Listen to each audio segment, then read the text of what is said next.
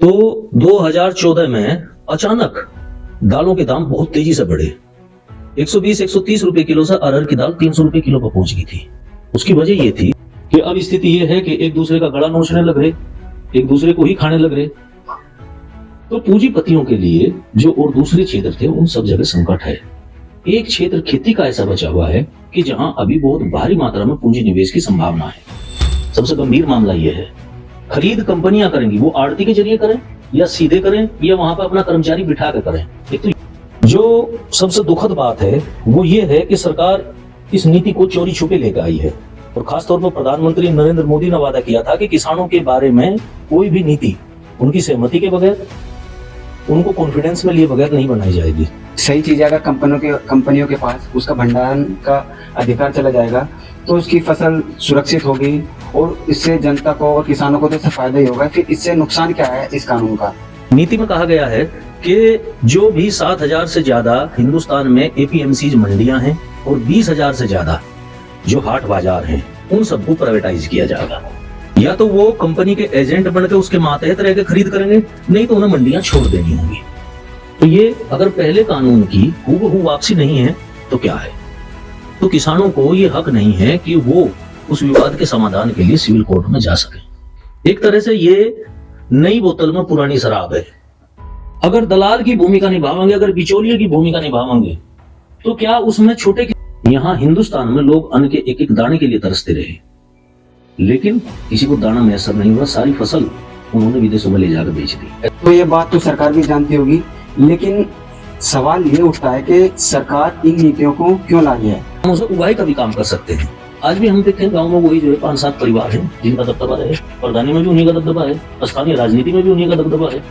इस हिंदुस्तान की 100 करोड़ जनता वो अन्न के दाने के लिए तरसेगी और अन्न का इस्तेमाल सट्टेबाजी करने में, उनकी गाड़ियां चलाने में, पेट्रोल डीजल बनाने में होगा। ये नीति उस ओर ले। अगर कंपनियों को कहीं विदेश में ज्यादा दाम मिलेगा तो वो यहाँ क्यों अपनी फसल बेचेंगी? तो दूसरे चरण में संघर्ष के लिए संगठन अपनी तैयारी करेंगे, अपनी योजना तैयार करेंगे। एसकेएम की तरफ से जनरल योजना संगठनों के पास आएगी कि पहले स्तर पर राज्य सरकारों का विरोध किया जाएगा और राज्य सरकारों को चेतावनी दी जाएगी कि वो इस नीति को स्वीकार न करें। मामला है, इस पूरे डॉक्यूमेंट में कहीं भी ऊपर से नीचे तक, शुरू से आखिर तक एक बार भी एमएसपी शब्द का जिक्र नहीं किया गया है।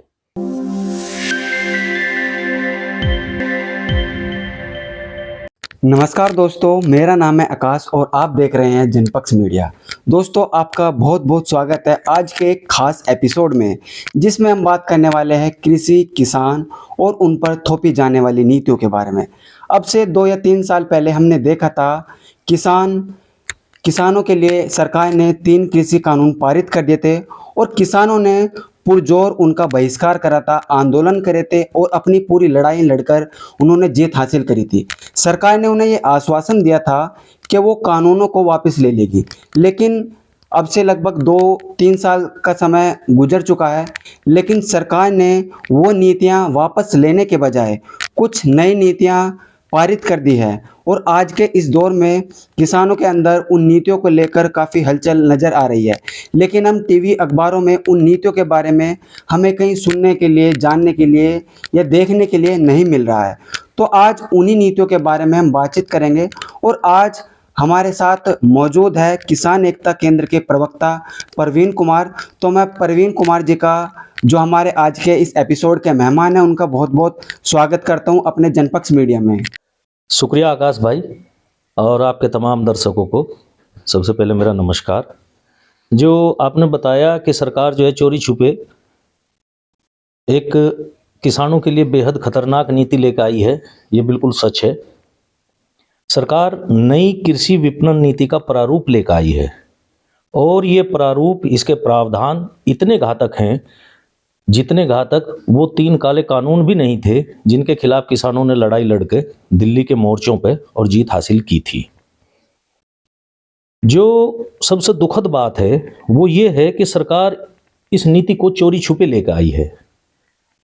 जब दिल्ली आंदोलन की वापसी हुई तब सरकार ने वादा किया था और खासतौर पर प्रधानमंत्री नरेंद्र मोदी ने वादा किया था कि किसानों के बारे में कोई भी नीति उनकी सहमति के बगैर, उनको कॉन्फिडेंस में लिए बगैर नहीं बनाई जाएगी। लेकिन ये नीति जो न केवल किसानों के बल्कि तमाम मजदूरों के और रोटी खाने वाले हर इंसान के भविष्य पर प्रभाव डालती है। इस नीति को सरकार गुपचुप तरीके से लेकर आई है। किसी भी अखबार में, किसी भी टीवी चैनल पे इसके बारे में कोई जानकारी नहीं दी गई। 24 नवंबर को सरकार ने एक गजट जारी कर दिया। इसका तरीका यह है कि वो राज्य सरकारों के लिए गजट जारी किया है और राज्य सरकार अब उसके मुताबिक अपने यहाँ कानून तैयार करेंगे। जैसे सरकार दावा कर रही थी कि उन्होंने ये कृषि कानून, काले कृषि कानून वापस ले लिए है, लेकिन मैं जो प्रवीण कुमार जी से पूछना चाहूँगा, ये काले कानून किस तरह से दोबारा वापस लेकर आई है और ये किस तरह से हानिकारक है? हमारे दर्शकों को थोड़ा इसके बारे में और थोड़ी जानकारी दीजिए।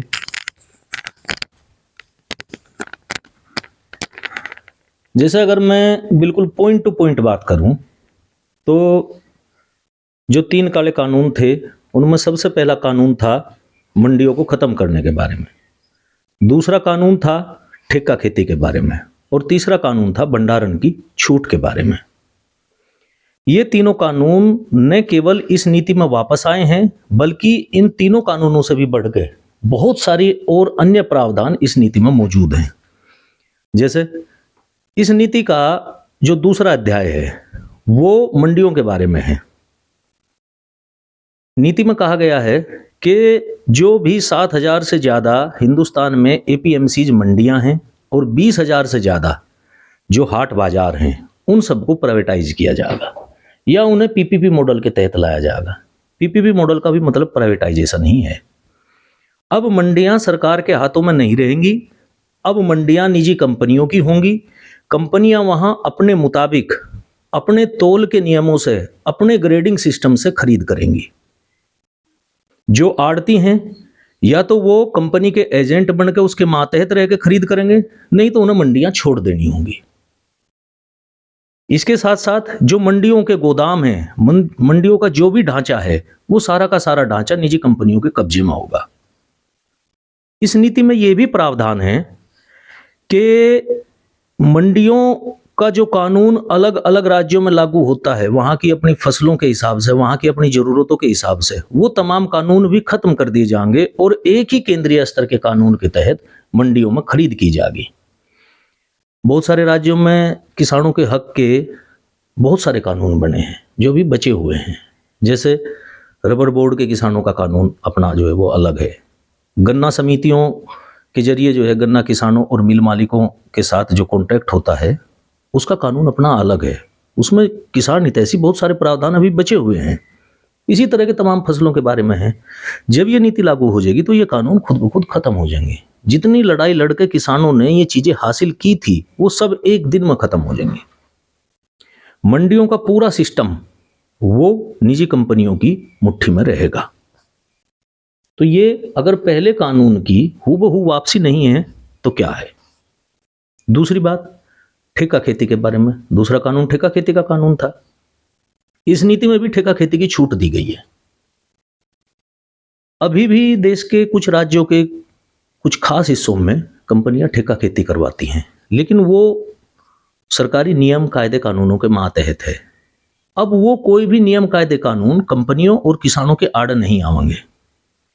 कंपनियां किसानों से सीधी ठेका खेती करवाएंगी। या एक नई चीज इस नीति में जोड़ी गई है, वो है एफपीओ, कृषि उत्पाद संघ। वो कंपनी और किसानों के बीच में बिचौलिए का काम करेंगे। वो बैंकों और किसानों के बीच में बिचौलिए का काम करेंगे। कंपनियों को किसी भी इलाके में अपनी जरूरत के मुताबिक किसानों से सीधा करार करने की, सीधा ठेका खेती करवाने की छूट होगी। पहले जो काले कानून आए थे उसमें एक प्रावधान था कि किसान जो है कंपनी के खिलाफ सिविल कोर्ट में नहीं जा सकते। वो प्रावधान इस नीति में भी है। अगर किसान और ठेका करवाने वाली कंपनी या ठेका खेती करवाने वाली कंपनी के बीच में कोई विवाद होता है तो किसानों को ये हक नहीं है कि वो उस विवाद के समाधान के लिए सिविल कोर्ट में जा सके। तो ये दूसरे कानून की हूबहू वापसी है। जो तीसरा कानून था भंडारण का कानून, जब मंडियों के गोदाम वो कंपनियों के पास चले जाएंगे। जो इस नीति में छूट दी गई है कि कंपनियां अपने गोदामों को अपने साइलों को भी मंडी की तरह इस्तेमाल कर सकती हैं, तो वहां भी फसल खरीद की छूट होगी। इस नीति में कंपनियों को छूट दी गई है कि वे किसानों से मंडी के बाहर भी जाकर सीधे खरीद कर सकती हैं, तो वो भी छूट मंडियों के पास होगी, या सॉरी वो भी छूट जो है कंपनियों के पास होगी। तो जो खरीद के 3 तरीके हैं, तीनों तरीके कंपनियों के पास चले गए। सरकार ने इस नीति में यह भी कहा है कि जो उसके भंडार गृह हैं, जो उसके गोदाम हैं, उनका भी वो निजीकरण करेगी, उसे भी वो कंपनियों को देगी। तो फिर तो तमाम फसलों का पूर्ण भंडारण वो कंपनियों के हाथ में आ गया।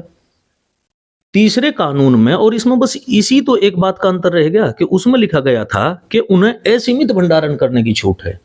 यहां वो लिखने की जरूरत ही नहीं है। जब सरकार के पास अपने भंडारण की व्यवस्था नहीं है और जो सरकार के मंडियों के या उसका अलहदा जो भंडार गृह हैं वो निजी कंपनियों को दे दिए जाएंगे, तो उन्हें अपने आप ही छूट मिल गई। तो ये तीसरा कानून हो गया। इस तरीके से वो तीनों काले कानून की इस नीति में वापसी हो रही। एक तरह से ये नई बोतल में पुरानी शराब है।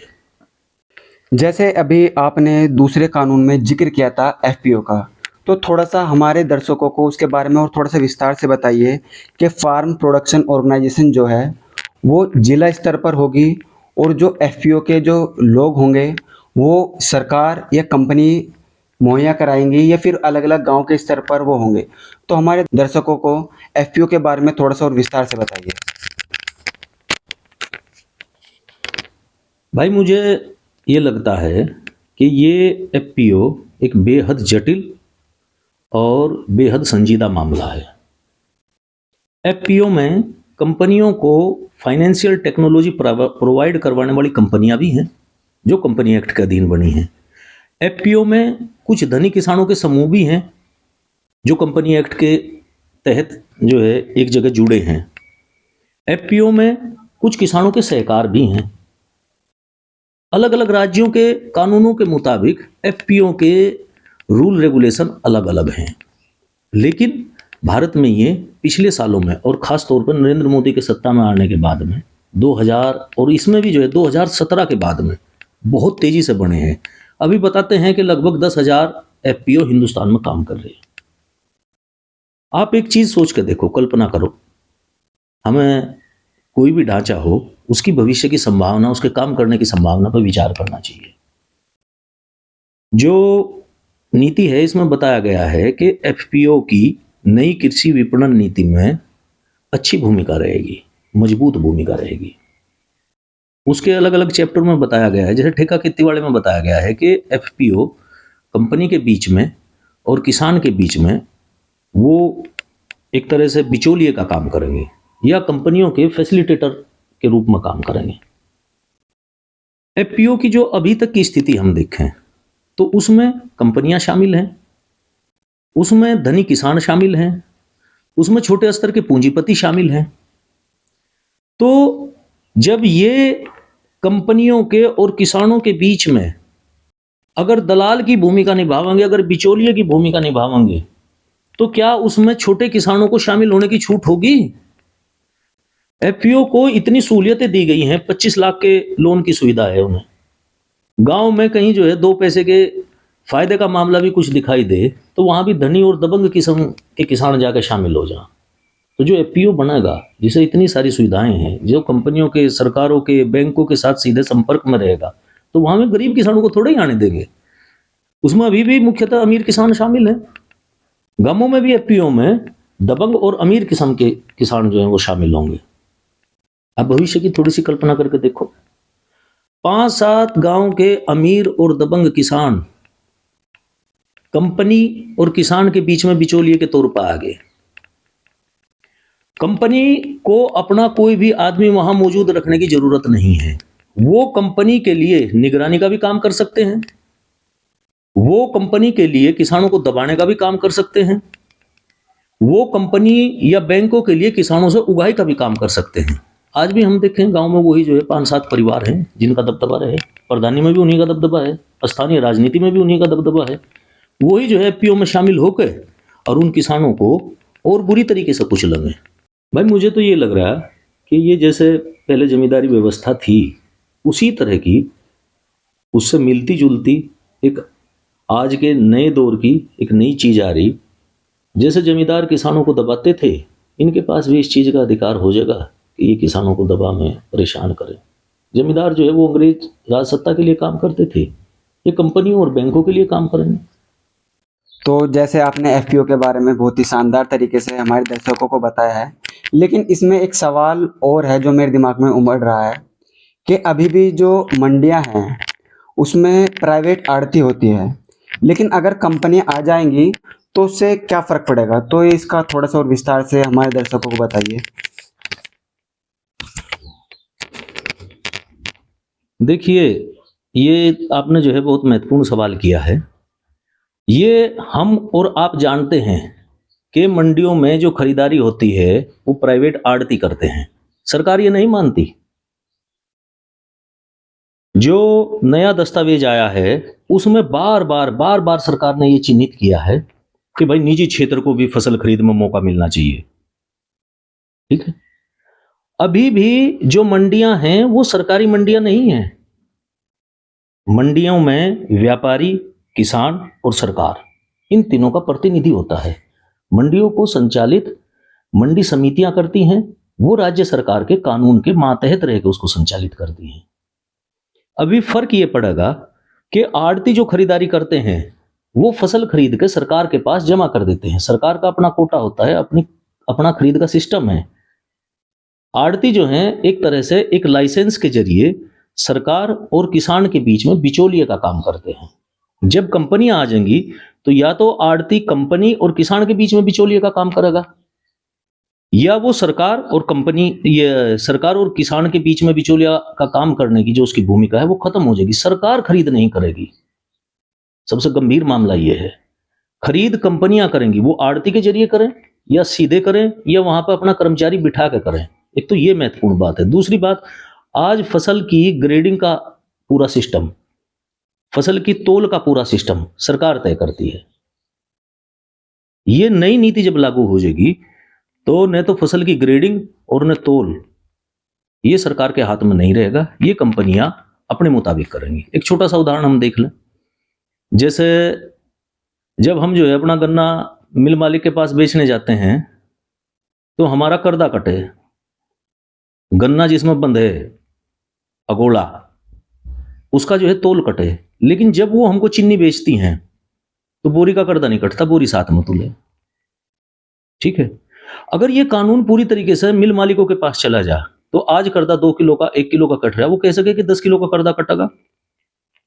ये ग्रेडिंग का मामला है। अब जो है नई मशीन आ गई, वो गन्ने की एक बोरी के अंदर एक सुआ लगावे और उसमें जो है बता दें कितनी रिकवरी है। आज जो सरकार एमएसपी तय करती है वो सबसे लोअर लेवल पर तय करती है, सबसे निम्न स्तर की फसल के लिए तय करती है। जब ग्रेडिंग का सिस्टम इनके हाथ में आ जाएगा तो ये अपने मुताबिक फसल का जो है स्तर ऊपर नीचे करेंगे। किसी के गन्ने में अगर 14% की रिकवरी आई तो ये उसे कह सके कि मैं तुझे 350 के बजाय मैं तो 300 रुपए का रेट दूंगा, और हमारे पास तब कोई कानून नहीं होगा कि हम जो है इस मुद्दे पे उनका विरोध कर सकें। तो जो खरीदने की पूरी व्यवस्था है वो सरकारी कानून के मातहत न होकर वो कंपनियों की अपनी इच्छाओं पर निर्भर होगी।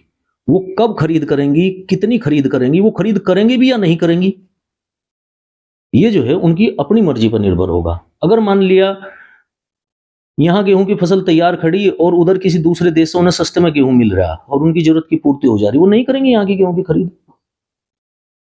ठीक है, फसल का दाम तय करने का मामला है। इस पूरे डॉक्यूमेंट में कहीं भी ऊपर से नीचे तक, शुरू से आखिर तक एक बार भी एमएसपी शब्द का जिक्र नहीं किया गया है। इसका क्या मतलब है?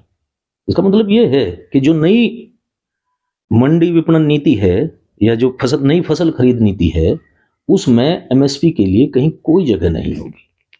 तो इसमें जैसे अभी आपने बताया कि जो भंडारण जो है वो कंपनियों के पास उसका अधिकार चला जाएगा, तो उससे जहाँ तक मैं समझ पा रहा हूँ ये तो बहुत सही चीज़ है। अगर कंपनियों के पास उसका भंडारण का अधिकार चला जाएगा तो उसकी फसल सुरक्षित होगी और इससे जनता को और किसानों को तो इससे फ़ायदा ही होगा। फिर इससे नुकसान क्या है इस कानून का, जो कंपनियों के पास उसका भंडारण का अधिकार चला जाएगा? भाई, किसान भोजन पैदा करता है। भोजन के बिना इंसान का जीवन असंभव है। जिसके पास उस भोजन का भंडार जमा है, इसका मतलब उसके पास लोगों की जिंदगी जमा है। भंडारण कंपनियों के पास चला गया, सरकार के पास अपना स्टॉक नहीं रहा। कंपनियां कोई खैर ख्वाही नहीं करती, कंपनियां जो हैं वो सदाव्रत नहीं बांटती। कंपनियों का मकसद हो मुनाफा। अगर कंपनियों को कहीं विदेश में ज्यादा दाम मिलेगा तो वो यहां क्यों अपनी फसल बेचेंगी? जो फसल उन्होंने अपने पास जमा की है वो फसल दूसरे देश में ले जाकर बेचेंगी। यहाँ के लोग भले ही उसके लिए तरसते रहो। दूसरी बात, अगर उनके पास भंडारण की क्षमता है और उनको कहीं से विदेश से जो है सस्ते में ज्यादा फसल मिल जा रही, तो वो उस फसल का भंडारण करके रख लेंगी।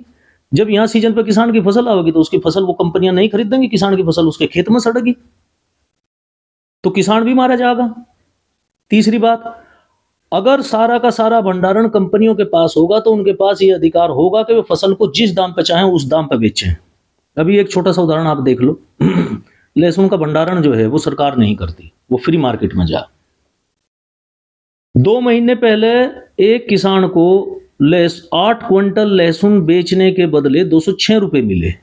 ये खबर अखबारों में, मीडिया में खूब चली। उसके 2 महीने बाद ही लहसुन का भाव 400 रुपए किलो था। क्यों? क्योंकि सस्ते से सस्ते दाम पे लहसुन की खरीद करके कंपनियों ने अपने भंडारों में जमा कर लिया था, और फिर जो है लोगों को लहसुन की एक एक पोथी के लिए तरसाया। कहीं विदेश में उनको ज्यादा दाम मिला होगा तो वहां भेज दिया होगा। पिछले साल के गेहूं के सीजन का आप याद करो। जब गेहूं की कटाई की शुरुआत हुई, मई जून में गेहूं का दाम जो था वो लगभग 2200-2300, जो बढ़िया क्वालिटी का गेहूं था उसका 2400 रुपए तक मंडियों में दाम था। उसके बाद जो है सरकार ने निर्यात खोला। यूक्रेन और रूस की लड़ाई के चलते दुनिया के बाजारों में गेहूं की मांग ज्यादा थी। अचानक गेहूं का दाम जो है बढ़कर 3000 रुपए पर पहुंच गया। खैर, सरकार ने जो है गेहूं के निर्यात पर रोक लगाई, तब जाकर जो है कोई स्थिति थोड़ी बेहतर हुई और बाजार जो है रुका। अभी भी गेहूं का दाम खुले बाजार में 3000 रुपए क्विंटल पर रुका हुआ है। अभी तो सरकार के हाथ में ये कानून है कि वो रोक लगा सकती है, वो भंडारण कर सकती है। अगर कंपनियां दाम बढ़ा रही तो वो अपने भंडारों से फसल जो है बाजार में उतार सकती है। लेकिन ये नीति आने के बाद में सरकार के पास अपना कोई भंडारण ही नहीं होगा, वो कंपनियों को रोक ही नहीं सकती। कंपनियों के पास एक आप उदाहरण याद करो, बंगाल का जो गुलाम भारत का आखिरी अकाल था 1943-44 के आसपास, जब दूसरे विश्व युद्ध का दौर था, दुनिया में खाद्यान्न की मांग बढ़ी हुई थी। जो भारत में खाद्यान्न की खरीद करने वाले व्यापारी और कंपनियां थे, उन्होंने यहां से खाद्यान्न की भरपूर खरीद करी और यूरोप में और दूसरे देशों में बहुत महंगे दाम पर बेचा। यहां हिंदुस्तान में लोग अन्न के एक एक दाने के लिए तरसते रहे, लेकिन किसी को दाना मैसर नहीं हुआ। सारी फसल उन्होंने विदेशों में ले जाकर बेच दी। ऐसा नहीं था कि फसल कम हुई थी, फसल तो भरपूर हुई थी। वो जो अकाल था वो कंपनियों द्वारा पैदा किया गया था, व्यापारियों द्वारा पैदा किया गया था, और उसमें बंगाल, बिहार और उड़ीसा के इलाके में 40 लाख से ज्यादा लोग मारे गए थे। कल ये काम हिंदुस्तान में फिर नहीं होगा, इसकी क्या गारंटी है, इसका क्या प्रोटेक्शन है? नई नीति के बारे में मैं आपको एक चीज और बता दूं जो बेहद गंभीर है। नई नीति के जो भी प्रावधान होंगे वो 10 साल के लिए लागू होंगे।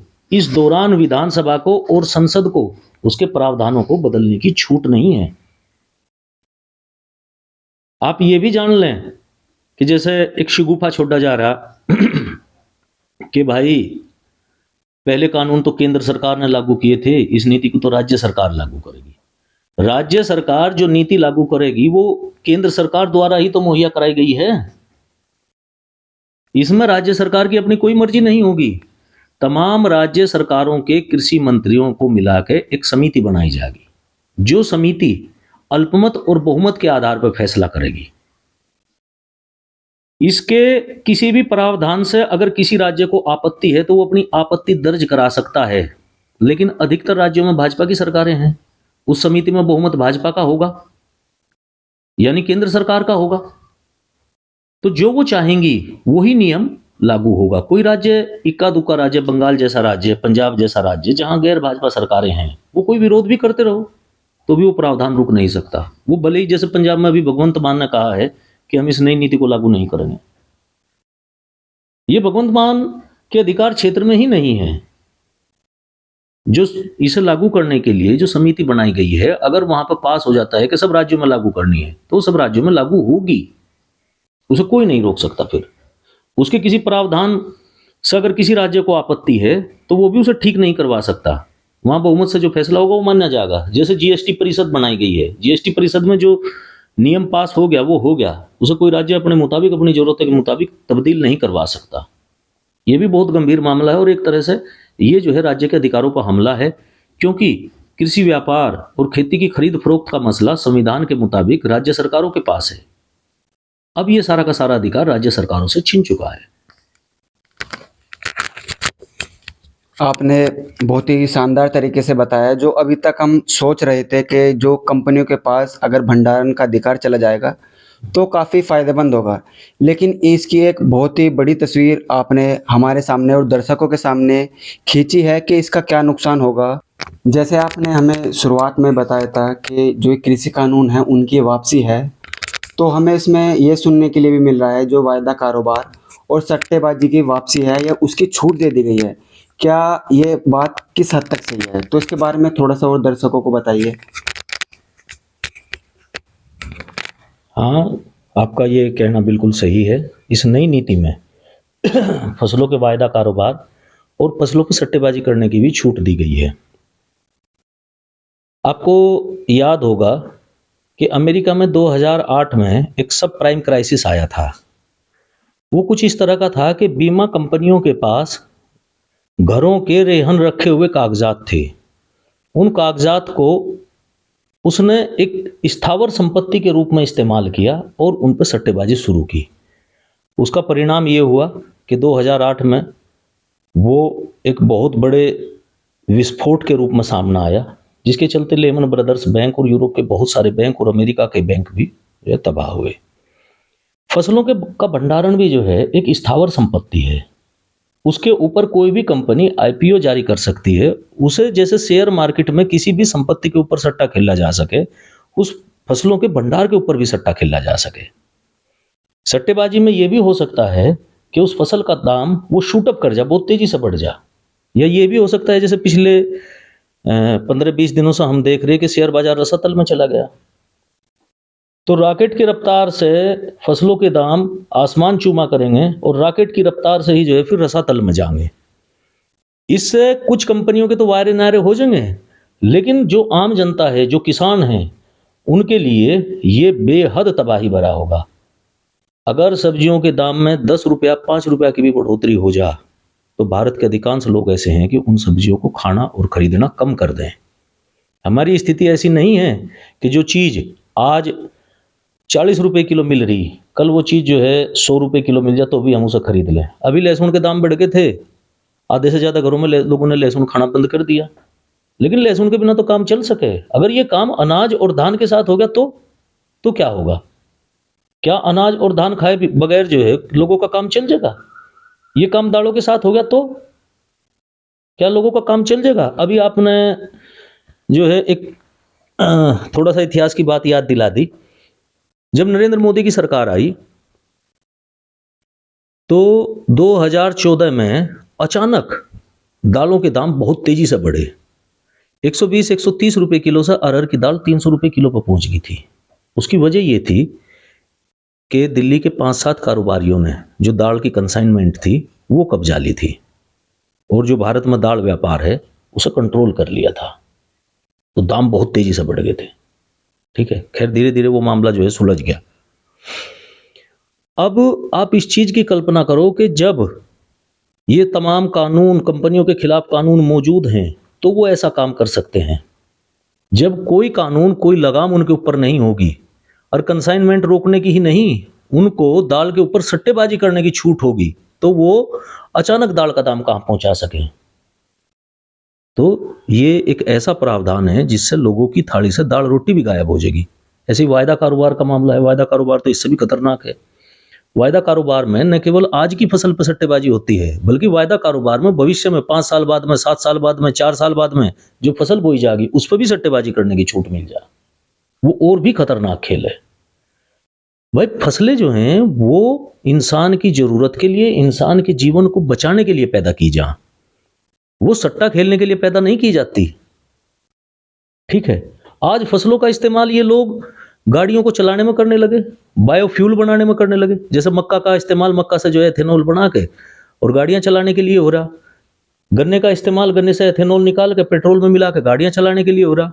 हमारे बच्चे जो हैं दुकान पर जहां 10-10 रुपए की चीनी खरीद के लेकर आए हैं, अगर चीनी का दाम बढ़ गया तो उनके घर में तो 10 रुपए की भी चीनी आनी बंद हो जाएगी।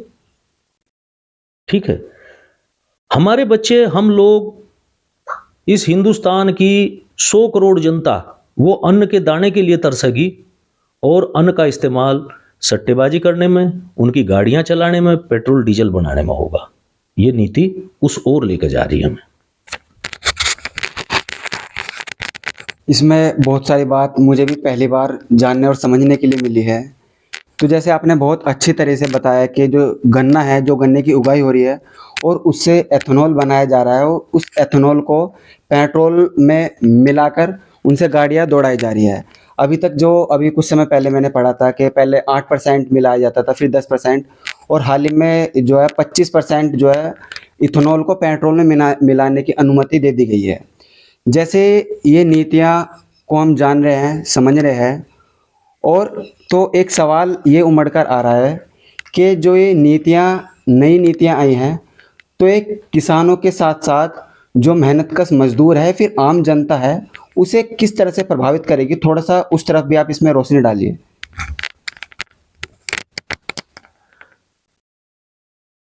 भाई सबसे पहली बात, किसान का सबसे करीबी या किसान का सगा भाई है मजदूर। ये नीति मजदूर को कैसे प्रभावित करेंगी? अगर सरकार खरीद नहीं करेगी तो पीडीएस के जरिए जो राशन की खरीद जो है लोगों तक 5-5 किलो अनाज के तौर पर पहुंचाई जा, वो कैसे देगी सरकार? इसकी चर्चा लंबे समय से चल रही कि सरकार जो है जो 5 किलो राशन की सुविधा दे रही, इसे बंद करे। बहुत सारे लोग जो हैं इस बात को कहें, और वास्तव में ये चीज़ है भी कि एक तरीके से जो है भिखमंगई सिखाई जा रही। लेकिन ये इसी के साथ साथ एक बहुत महत्वपूर्ण मामला ये भी है कि इसके जरिए 80 करोड़ लोगों की सांसें चल रही, उन्हें जिंदगी मिल रही। अगर ये 5 किलो राशन बंद हो गया तो 80 करोड़ लोगों के जीने पर संकट आ जाएगा, और जिसमें से बड़ा हिस्सा मजदूर वर्ग का है, तो इसलिए मजदूर वर्ग के खिलाफ है। दूसरी बात, मजदूर भी अन्न खावे। मजदूर जो है कोई लोहा मिट्टी नहीं खाता। अगर अन्न पर संकट आवेगा, अगर भोजन पर संकट आवेगा, अगर उसके दाम बढ़ेंगे तो मजदूर कहाँ से खा लेगा? उसे कैसे मयस्सर हो जाएगा? मजदूरों की क्या स्थिति है? 5-5, 7-7 हजार रुपये में अपने परिवार चला रहे, किसी तरह अपने दाल रोटी का गुजारा कर रहे। अगर 5%, 7% महंगाई बढ़ने से मजदूरों के चूल्हे जलने बंद हो जाएं, तो जब तमाम फसलें, जब तमाम अनाज, जब तमाम दालें, सब्जियां ये कंपनियों के कब्जे में होगी, तो मजदूरों के चूल्हों का क्या होगा? ठीक है, उनकी हालत तो किसानों से भी बदतर है। बाकी और भी तमाम जनता है, मजदूरों के साथ साथ कर्मचारी हैं। यहाँ कर्मचारियों की भी ऐसी स्थिति नहीं है कि वे जो हैं लाखों में तनख्वाहें पाते हों। तमाम छोटे छोटे कर्मचारी किसी तरह से अपना घर चला रहे, किसी तरह से अपने बच्चों के पेट पाल रहे। बच्चों के स्कूल की और इलाज की तो उनसे पूर्ति नहीं हो रही। वो महंगी फसलें, महंगे अनाज, इस सब के जरिए जो है अपना पेट कैसे पाल लेंगे? जब तमाम चीज़ें कंपनियों के कब्जे में होंगी तो वो उन्हें भी तो महंगी मिलेंगी, वो कैसे गुजारा कर लेंगे?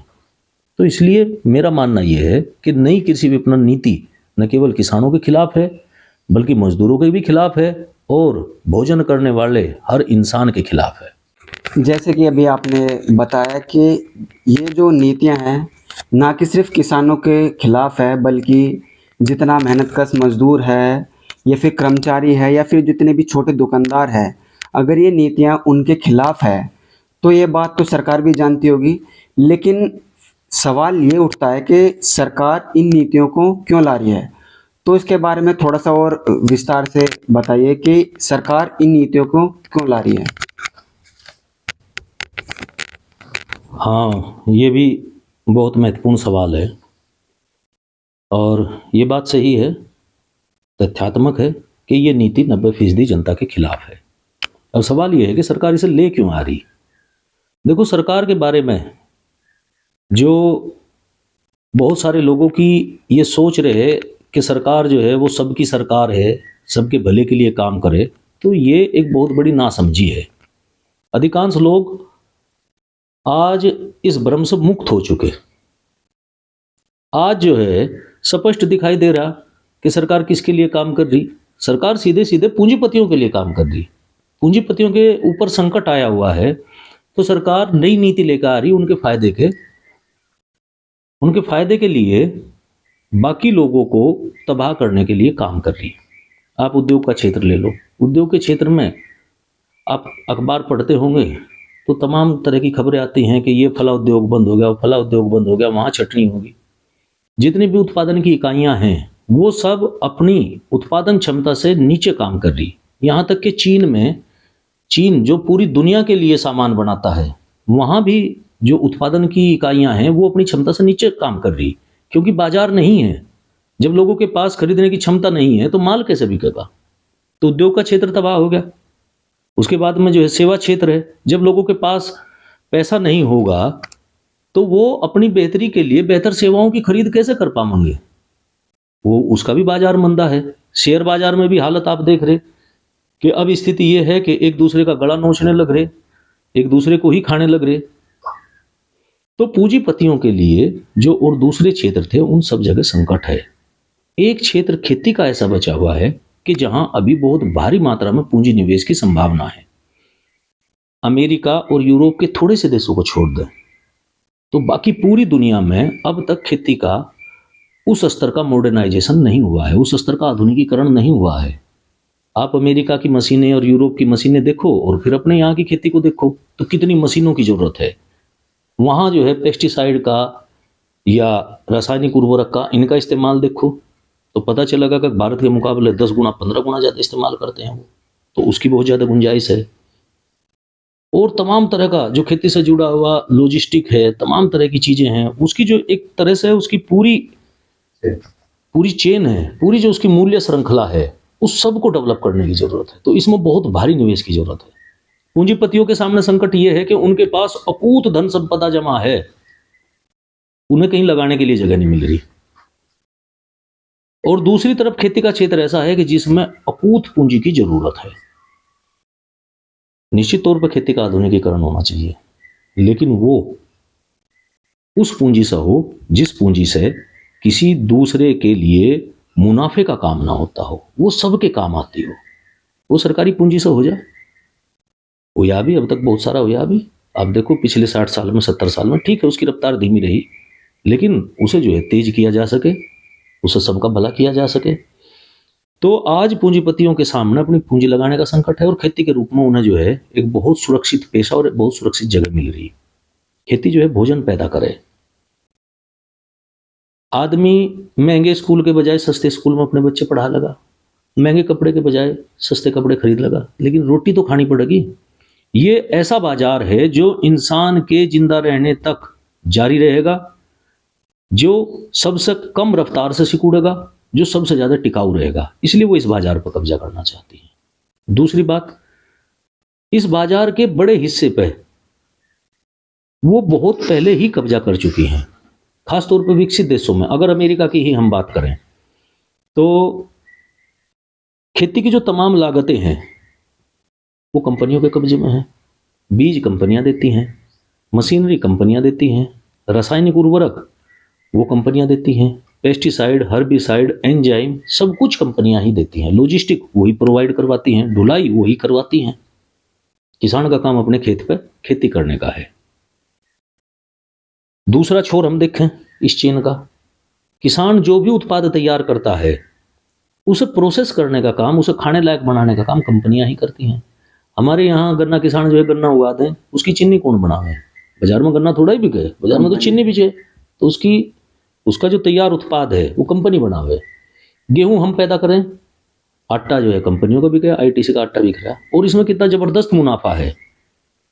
जैसे चिप्स है, 1 किलो आलू का दाम आपके बाजार में मुश्किल से 10 रुपये 15 रुपये किलो होगा, किसान के यहाँ से उसकी खरीद हो 2 रुपये, 4 रुपये, 5 रुपये किलो के हिसाब से, लेकिन उसे काट कर और नमक लगाया, सुखाया, नमक लगाया और पैकेट में बंद कर करके बेच दिया। चिप्स बिके 400 रुपये किलो, इतना ज़्यादा मुनाफा है। गेहूं हमसे खरीदा गया 20 रुपये, 25 रुपये किलो, आईटीसी जो है उसे पीसे और पन्नियों में घाल ले और आपको बेचे 65 रुपये किलो। इतना ज़बरदस्त मुनाफा है।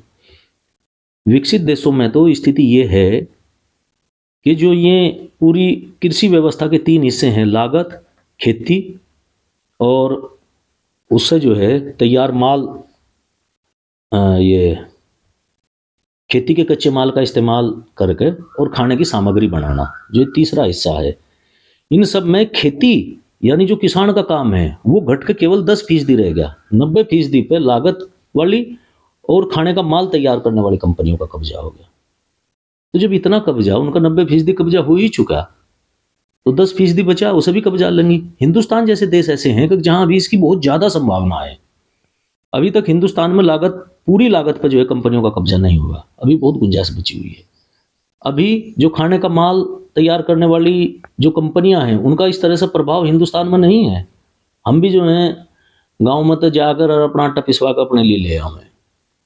बहुत सारी चीज़ें ऐसी हैं, हम अपना अचार अपने घर में डाल लें, मुरब्बा अपने घर में बना लें। बहुत सारी चीज़ें, बहुत सारा क्षेत्र ऐसा बचा हुआ है कि जो अभी तक इन कंपनियों की मार से अछूता है। तो वहाँ उन्हें ज़बरदस्त पूंजी निवेश करने का मौका मिलेगा। वो यहाँ भी यही स्थिति पैदा करनी चाह रही कि हिंदुस्तान की जो खेती है वो इस रूप में आ जा, जो पूरी कृषि श्रृंखला है उसमें उसका हिस्सा 10% और बल्कि उससे भी नीचे घट के 0% पे चला जाए। जो वो ठेका खेती और ये मंडियों का, ये तमाम कानूनों को अगर एक साथ हम जोड़ कर देखें तो बहुत जल्दी ऐसी स्थिति पैदा कर देंगी कि किसान अपनी ज़मीन बेच बेच कर भागने के लिए मजबूर होंगे।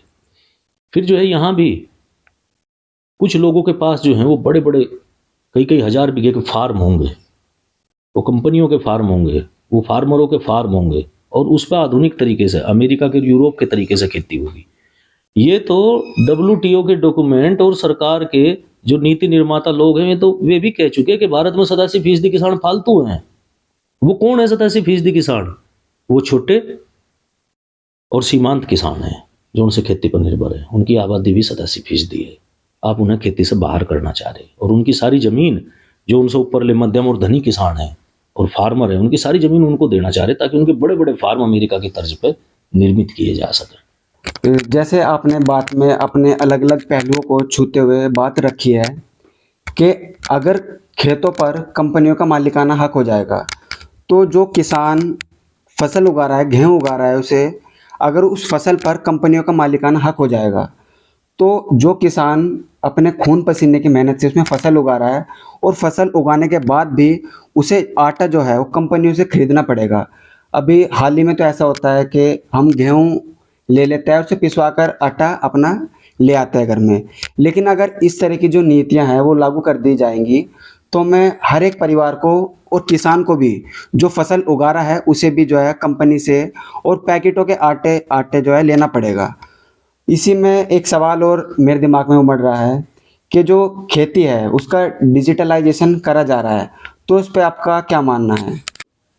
अच्छा, ये भाई आपने बहुत ज़रूरी सवाल पूछा, इसकी जो है अब तक चर्चा नहीं हुई थी।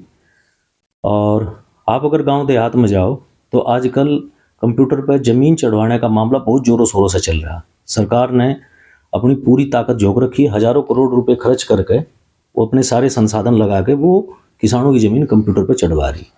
कोई ये बताने के लिए तैयार नहीं है कि ये काम क्यों किया जा रहा। DM, SDM, पटवारी रोज गांवों में घूमते रहे, लेकिन ये नहीं बताते कि वो ऐसा कर क्यों रहे।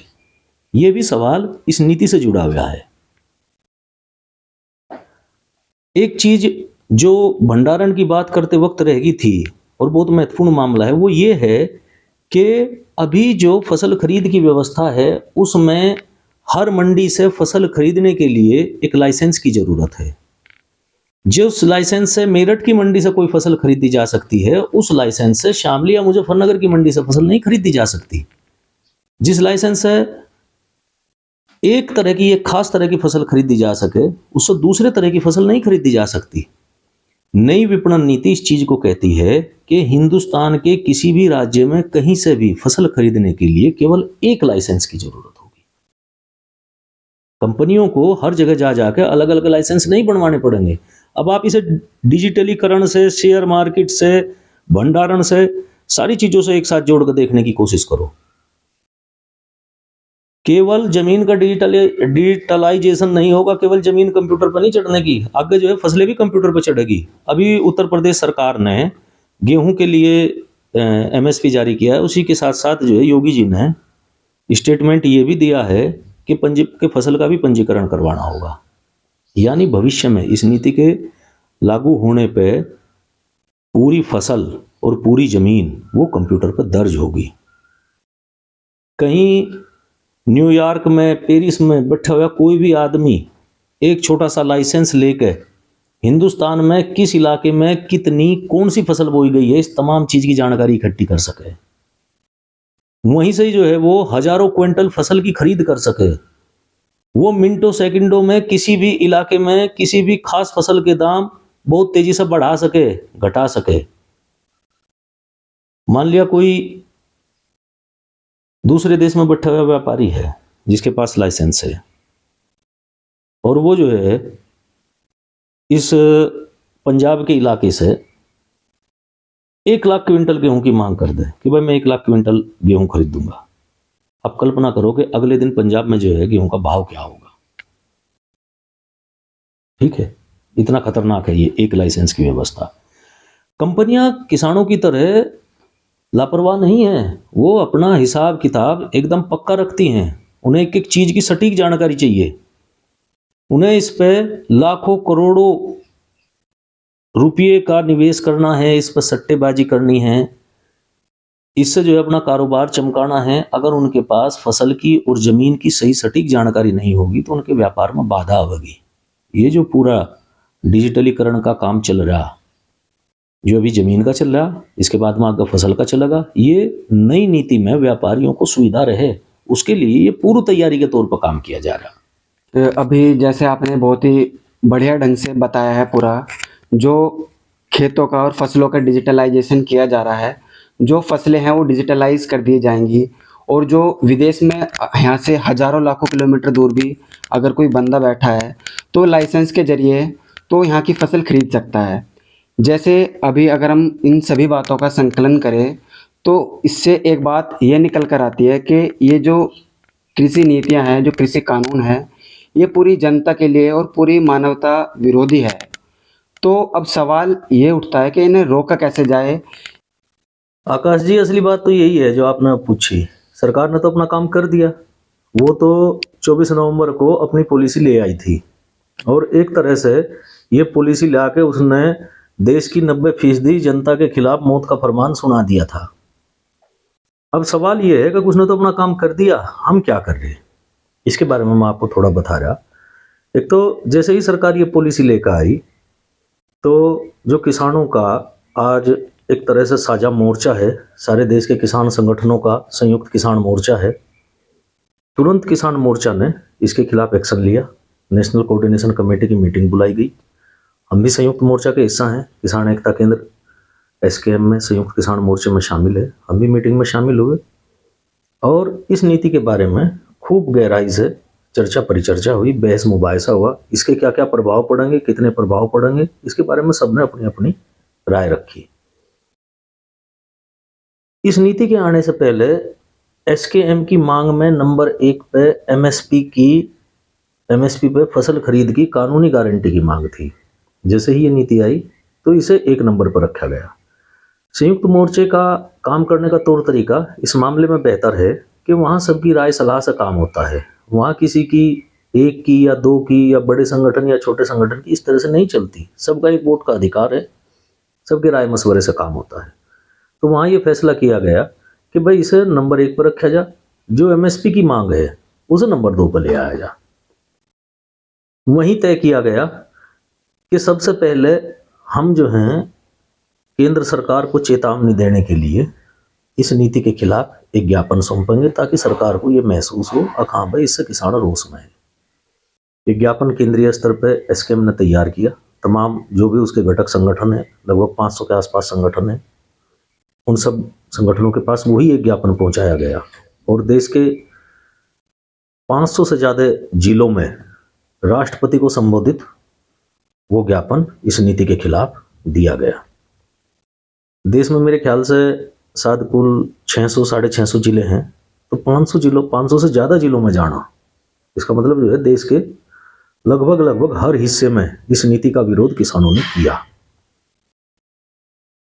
संयुक्त किसान मोर्चे ने राष्ट्रपति से इस नीति की बाबत बात करने के लिए समय मांगा था। राष्ट्रपति की तो पता नहीं क्या मजबूरी है, क्या दिक्कत है कि राष्ट्रपति जी ने जो है वो टाइम ही नहीं दिया। एसकेएम के नेताओं से वो भी नहीं मिली। उसके बाद एसकेएम की फिर मीटिंग हुई और इस पर आगे की कार्य योजना के बारे में बातचीत हुई। तो अभी ये तय हुआ है संयुक्त किसान मोर्चे में कि अपने अपने राज्यों में हर किसान संगठन अपनी क्षमता, अपनी ताकत के अनुसार सबसे पहले तो इस नीति के प्रचार प्रसार का काम करे। सरकार ने ये भले ही गोपनीय ढंग से जारी कर दी, लेकिन किसान संगठनों का ये पहला फर्ज है कि जनता को और खासतौर पर किसानों और मजदूरों को इस नीति से अवगत कराया जा, ये कितनी खतरनाक है ये बात लोगों को बताई जा। दूसरे चरण में लोगों को गोलबंद किया जा, किसानों मजदूरों को संगठित किया जा, उनके साझे मोर्चे बनाए जा और दोनों को एक साथ लेकर इस नीति के खिलाफ संघर्ष की शुरुआत। तो दूसरे चरण में संघर्ष के लिए संगठन अपनी तैयारी करेंगे, अपनी योजना तैयार करेंगे। एसकेएम की तरफ से जनरल योजना संगठनों के पास आएगी कि पहले स्तर पर राज्य सरकारों का विरोध किया जाएगा और राज्य सरकारों को चेतावनी दी जाएगी कि वो इस नीति को स्वीकार ना करें। तो हम अपने ही प्रदेश की बात ले लें। हमारे प्रदेश में जो संयुक्त मोर्चा के जो घटक संगठन हैं, जिसमें हम लोग भी शामिल हैं, वो सब काम की शुरुआत कर चुके हैं इस नीति के खिलाफ।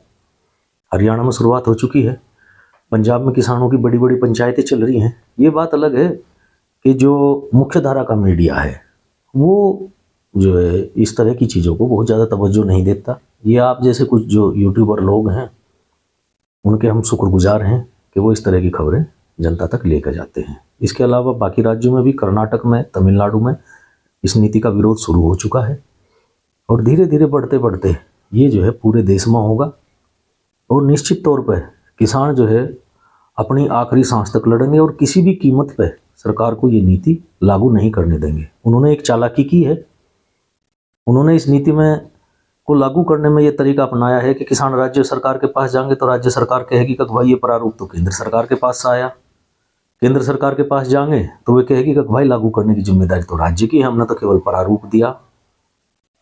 इसके बारे में भी संयुक्त किसान मोर्चा को नीति बनानी होगी। अभी जो है संयुक्त किसान मोर्चा ने अपने स्तर पर फैसला लिया है कि भाई राज्य सरकारों के ऊपर सबसे पहले दबाव बनाया जाए, उसके बाद जो है जो भी आंदोलन की रणनीति होगी वो जनता के सामने, सबके सामने आ जाएगी। हम एसकेएम के घटक हैं, उसी की जो नीति है उसे स्वीकार करते हुए हमने भी अपने पूरे इलाके में और ख़ासतौर पर पश्चिमी उत्तर प्रदेश के मेरठ, मुजफ्फरनगर, इन कई जिलों में इस नीति के खिलाफ किसानों के बीच में जन जागृति अभियान का लक्ष्य लिया है। गांव-गांव में हमारी टोलियां, किसान कार्यकर्ताओं की टोलियां, वो गांव-गांव में जाकर किसानों को इस नीति की हकीकत से रूबरू करा रहे हैं। बागपत जिले में, शामली जिले में, इन दोनों जिलों में जो किसान कार्यकर्ता हैं, किसान एकता केंद्र के जो कार्यकर्ता हैं, उन्होंने पहले चरण में 100 गाँव में जाने का फैसला किया है। यही रणनीति अन्य जिलों में भी लागू की जाएगी और इसका पुरजोर विरोध किया जाएगा और किसानों के साथ साथ मजदूरों को भी इस नीति के खिलाफ जागृत किया जाएगा। इसका जो हमलावर रुख है, इसके जो घातक परिणाम होंगे उनके बारे में मजदूरों को भी बताया जाएगा और अब की बार जो लड़ाई होगी वो किसान, मजदूर, छोटे दुकानदार, कर्मचारी यानी 90% जनता की लड़ाई होगी। ये सब एक जगह एक मंच पाएंगे, ये एक मुट्ठी होकर, एक मुश्त होकर सरकार के खिलाफ लड़ेंगे। सरकार अगर ये समझ रही कि उसने जो है अपनी तरफ से हमला कर दिया, लोग इसे चुपचाप बर्दाश्त कर लेंगे, ये नीति किसी भी कीमत पर चुपचाप बर्दाश्त नहीं की जाएगी, सरकार को जवाब दिया जाएगा। जिस तरह से लगभग 2 से 3 साल पहले किसानों ने दिल्ली को घेर लिया था और एक लंबा आंदोलन सरकार के खिलाफ और नीतियों के खिलाफ लड़ा था, तो क्या इस बार संयुक्त किसान मोर्चा और उसके जो घटक संगठन हैं, क्या उन संगठनों की दोबारा यही योजना है कि वो दिल्ली को दोबारा से घेरेंगे और इसके खिलाफ पुरजोर विरोध करेंगे? तो इसके बारे में आप बताइए। देखो ये जो है अभी भविष्य के गर्भ में है, किस तरह की नीति तैयार होगी ये एसकेएम करेगा। एसकेएम में जो भी फैसला होगा वो ही लागू होगा। अभी जो नीति अभी तक जो है एसकेएम ने जो तय किया है वो मैंने आपको बता दिया, ये भविष्य की बात है। अपनी परिस्थितियां देख के एसकेएम उसी के मुताबिक फैसला करेगा। बहुत ही शानदार तरीके से जो किसान एकता केंद्र के प्रवक्ता प्रवीण जी है, बहुत ही शानदार तरीके से उन्होंने जो ये पूरे कृषि नीतियां हैं उन्होंने एक एक इसके पहलू को खोलकर हमारे सामने रखा है। और हम उम्मीद करते हैं ये इसके हर एक पहलू को जो प्रवीण जी ने बताया है वो आपको समझ में आए होंगे, क्योंकि ये सिर्फ किसानों का मुद्दा नहीं है, ये मेहनतकश मजदूर और छोटे दुकानदार और व्यापारी और जितने भी कर्मचारी हैं उनसे जुड़े हुए मुद्दे हैं। और इसी तरह की जो अलग अलग देश दुनिया में ये कानून जिस भी तरह से प्रभावित करेंगे, हमने जनपक्ष मीडिया के माध्यम से आपको बताने की कोशिश की है। और अगर आपको ये वीडियो अच्छी लगी हो तो ज़्यादा से ज़्यादा लोगों तक पहुंचाइए। मैं आकाश और कैमरामैन चेतन के साथ।